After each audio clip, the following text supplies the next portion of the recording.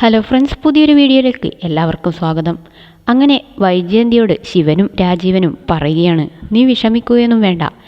ഇങ്ങനെയൊക്കെ സംഭവിച്ചു എന്ന് വിചാരിച്ചിട്ട് ഇതിലും രണ്ടിലൊന്ന് തീരുമാനം ഉണ്ടാക്കിയിട്ട് മാത്രമേ ഞങ്ങൾ രണ്ടുപേരും തിരിച്ചു പോകുന്നുള്ളൂ. കേസെങ്കിൽ കേസ്, കോടതിയെങ്കിൽ കോടതി, എന്തു തന്നെയായാലും അവളെ ഇവിടെ നിന്ന് പറഞ്ഞു വിട്ടിട്ടേ ഞങ്ങൾ തിരിച്ചു പോകുന്നുള്ളൂ എന്ന് പറഞ്ഞ് ആശ്വസിപ്പിച്ചിട്ട് അവരൊക്കെ അവിടുന്ന് പോകുന്നുണ്ട്. അതിനുശേഷം പിന്നീട് അലീന രേവതിക്കുട്ടിയെ വിളിക്കുകയാണ്. എന്നിട്ട് രേവതിക്കുട്ടിയോട് നടന്ന സംഭവങ്ങളൊക്കെ പറയുകയാണ്.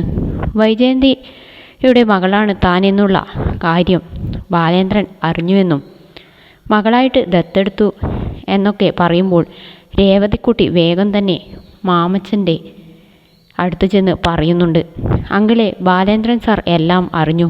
അപ്പോൾ എന്ത് അറിഞ്ഞു എന്നാണെന്ന് ചോദിച്ചപ്പോൾ അത് വൈജയന്തി മാഡത്തിൻ്റെ മകളാണ് അലീന എന്നുള്ള കാര്യം എല്ലാം അറിഞ്ഞു എന്ന് പറയുകയാണ്. മാത്രമല്ല സാർ, അലീന ചേച്ചിയെ ദത്തെടുത്തു, അലീന ചേച്ചിക്ക് അച്ഛനെ കിട്ടി, ഇപ്പോൾ അനാഥയല്ല എന്നൊക്കെ പറയുന്നുണ്ട്. അതൊക്കെ പറയുമ്പോൾ അവരൊക്കെ ആകെ ഞെട്ടിപ്പോവുകയാണ്.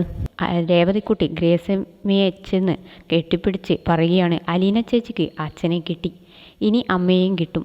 ഞാൻ ഈ അങ്കിളിനെ ഒരു തവണയെങ്കിലും അച്ഛ എന്നൊന്ന് വിളിച്ചോട്ടെ, കൊതി കൊണ്ടാണ് എന്നൊക്കെ പറഞ്ഞ് ഇങ്ങനെ പറയുന്നുണ്ട്. അതിനുശേഷം പിന്നെ കാണിക്കുന്നത് പിറ്റേ ദിവസം മനു വരികയാണ്.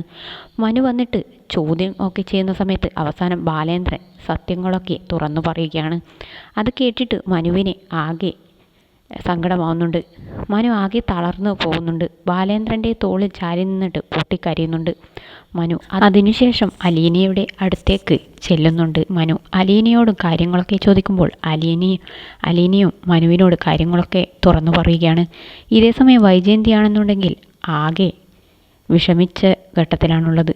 കേസ് കൊടുക്കണോ, ഏത് രീതിയിൽ കൊടുക്കണം, അങ്ങനെയുള്ള കാര്യങ്ങളൊക്കെ ആകെ ആലോചിച്ച് ആകെ ടെൻഷനിലാണ്.